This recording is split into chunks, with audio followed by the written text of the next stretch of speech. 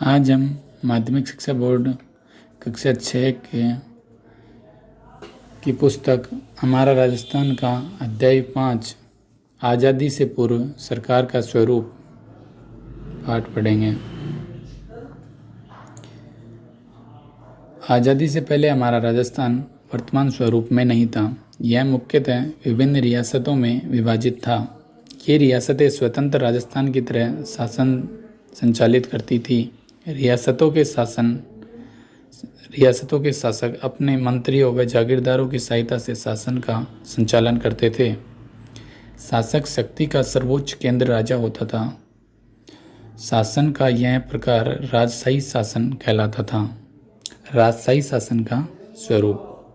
राजस्थान की विभिन्न रियासतों और राज्यों में सिसोदिया, राठौड़, कछवाहा, चौहान आदि वंश शासक राज्य करते थे। ये अलग अलग राज्य थे किंतु शासन व्यवस्था लगभग समान थी।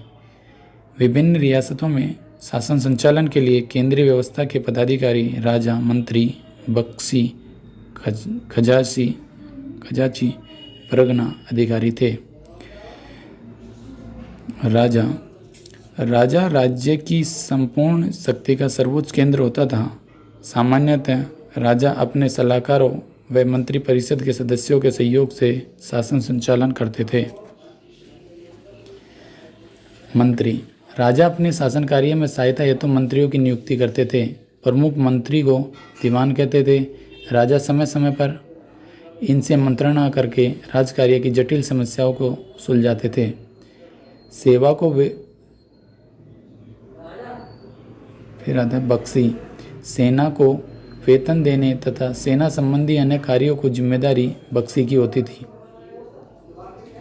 खजाची आमदनी और खर्च के हिसाब को संतुलित रखना और बचत को सुरक्षित कर राजकोष में वृद्धि करना खजाची का कार्य था। परगना अधिकारी राज्य परगनों में विभाजित था तथा परगने में शांति व्यवस्था बनाए रखने की जिम्मेदारी परगना अधिकारी की होती थी। ग्राम राज्य की सबसे छोटी इकाई होती थी। ग्राम का प्रशासन ग्राम पंचायतें करती थी। जागीरदारी व्यवस्था एक व्यवस्थित राज्य के लिए प्रशासनिक व्यवस्था अनिवार्य तत्व है।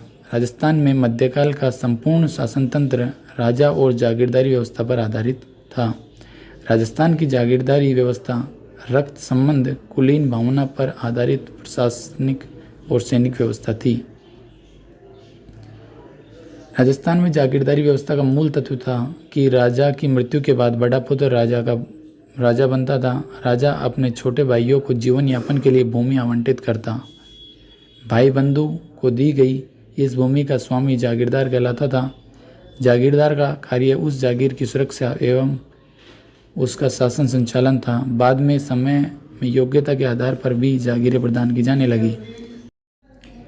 जागीरदारी व्यवस्था का प्रारंभ। जागीरदारी व्यवस्था का प्रारंभ कब हुआ इस संबंध में अब तक कोई निश्चित मत नहीं पाया है, लेकिन राजस्थान में इसका विकसित और स्पष्ट स्वरूप राजपूतों के शासनकाल से प्रारंभ हो गया था। राजस्थान भूभाग पर राजपूतों की विभिन्न शाखाओं ने अपने राज्य स्थापित किए जो उनकी रियासतें कहलाई।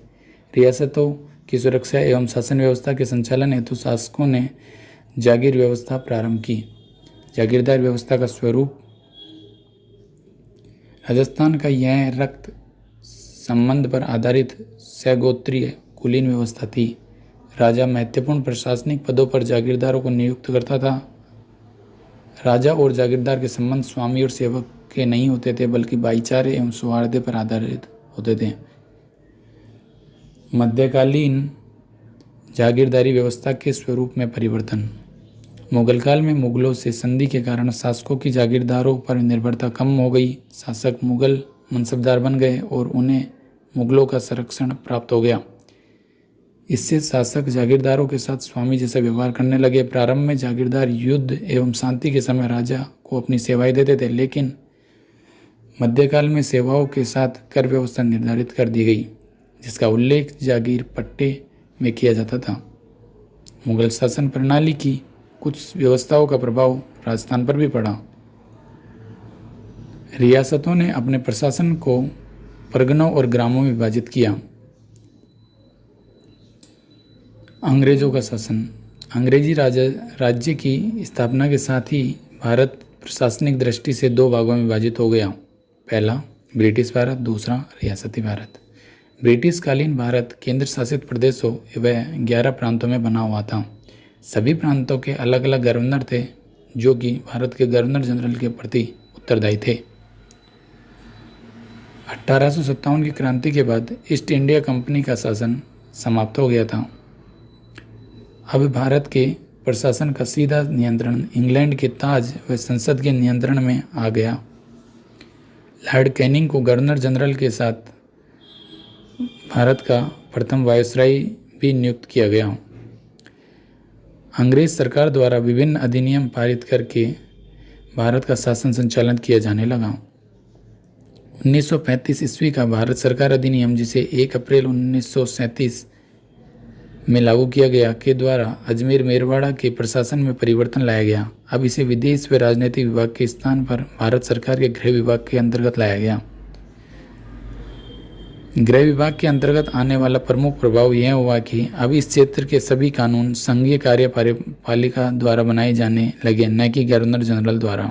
देश की आज़ादी के बाद राजस्थान के एकीकरण की प्रक्रिया शुरू हुई। राजस्थान की प्रथम विधानसभा के लिए 1952 में चुनाव हुआ और टीकाराम पालीवाल प्रथम निर्वाचित मुख्यमंत्री बने।